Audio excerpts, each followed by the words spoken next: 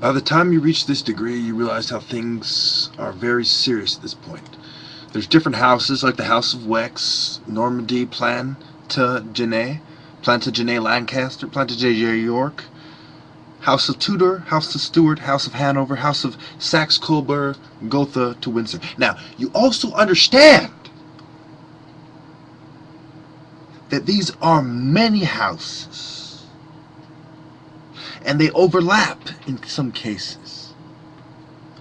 Let's take William the Conqueror, the Norman king, or that was in 1066, or Plantagenet in 154, the House of Tudor in 1485, which took the throne from Plantagenet, or Queen Anne, who died in 1714, or the 1701 Act of the Settlement. Okay, what about the death of Wilhelm IV, the last Hanoverian king, and how it overlaps with Germany? And symbols. We were talking about symbols.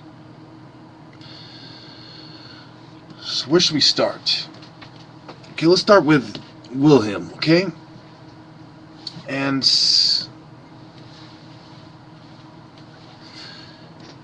you had Queen Victoria and Edward Augustus and the Duke of Kent, and there was a certain Salic law taking place. So, as you go into the next period of Queen Victoria, in 1901, they passed the throne to the Saxe-Coburg-Gotha house of cocksuckers. And obviously this is the royal house of Germanic origin. You can tell by the name. You know, even anybody who has any kind of experience with Germany understands that this overlaps. That's why Hitler wept when they bombed Germany in World War II, as a lot of documentaries reported. And, you know, this goes back to the other countries having members of the house as well, like Belgium and Portugal and Bulgaria. And, you know, even before that, in 1689, when you had the Declaration of Right detailing what the King James II can't do, and even back then,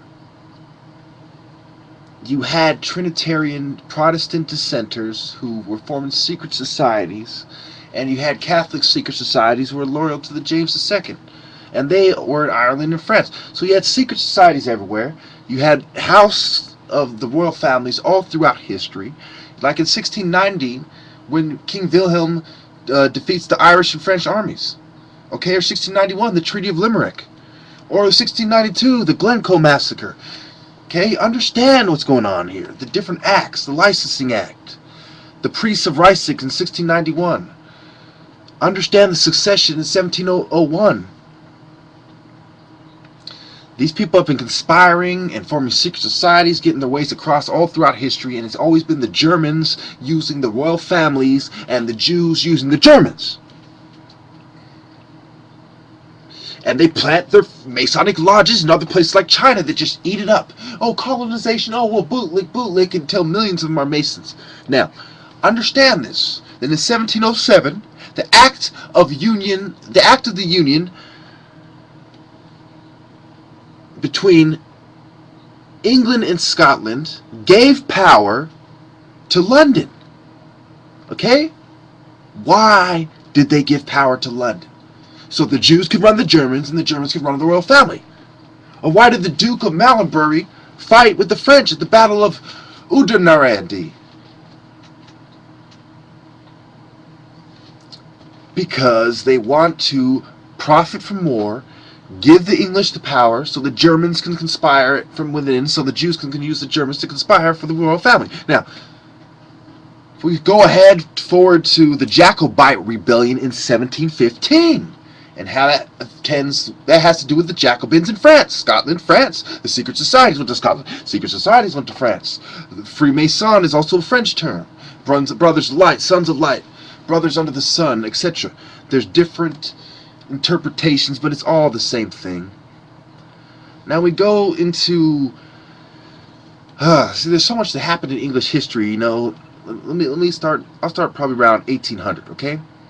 Well, no, let's start with 1776. Okay, we have the Declaration of Independence, right? And we have Edward Gibbons publishing his Decline and Fall, and other publishments coming out. So we have them controlling the media. We have Parliament doing the Boston Tea Party 2 years before. We have the Encyclopedia Britannica publishing about 5 years before. So we have this is the media control. This is the encyclopedia history, thought control, mind control, thought control. History has to do with thought, has to do with mind, has to do with thought control, mind control. Now we'll look at the coal gas being used for the first time, 1792, and Obama wants to give the coal industry wants to shut it down. So they created the chaos. Now they shut it down. And they finally vaccinate smallpox in 1796, which isn't either here nor there. Now, as I go through my notes to try to put this in perspective for you, you know, we had the abolition of slavery in the British Empire, 1833, which predates our abolition. So they said, okay, this is what happens. They waited for the cause and effect. Then they did it here. And you had the death of King Cocksucking Wilhelm IV in 1837. And he gets succeeded by that tramp Victoria. You have to understand that they even banned corn at one point. Oh, the anti-corn law fucking league is established because they're trying to counterbalance the elite's sick policies and the riots and Chartists that take place. You have to understand that even in Ireland they had the potato famine in 1845. The English had the problem fighting with the establishment with food and the corn. You have to understand what's going on here. They're scum. They're filth. The Crimean War, 1856, dealing with the filth. Opium War, 1857, 1858, they always talk about filth, filth, filth. Understand what they're doing. Oh, Prince Edward of Wales. Oh, just like Prince Reinhardt or Prince of Rhine, he's a cock sucker. A penis slicker. Oh, but you're insulting our family. Well, fuck you too. Now, the Irish Church is disestablished. In 1869, the same year their cocksucking Suez Canal is opened on the backs of the minority ethnic groups, the subordinated groups by the scum. Oh, they're subversive. Oh, you made them subversive. You motherfucking Queen Victoria becoming the Empress of India in 1876 type motherfuckers. You 1878 Congress of Berlin bitches. You understand me? You 1879 Zulu War motherfuckers. Oh, just the timeline pisses me off. Much less the fucking history behind it and elaborating on it. Don't give me just, you know, there's a reason I'm not elaborating on much of this stuff. Because I'll end up fucking throwing this shit out the window in a rage. Because these motherfuckers are cock suckers. Okay, do the research yourself. But before you do it, buy a punching bag. Trust me. Now, we go to 1893. The second Irish Home Rule Bill fails to pass the House of Lords. Oh, Lord Rothschild! Well, excuse me, Lord Rothschild. Your house failed to pass the bill. Now, we go to Queen Victoria and her Diamond Jubilee, 1897. You know what? Well, I'm sick of talking about these motherfuckers. Fuck Queen Victoria. Fuck Salisbury. Fuck the khaki election, the Labor Representation Committee. You mean the Misrepresentation Committee? Because you're not standing up for the people. You're a bunch of establishment scum. Bunch of Queen Victoria, House of Wessex, House of Norman filth.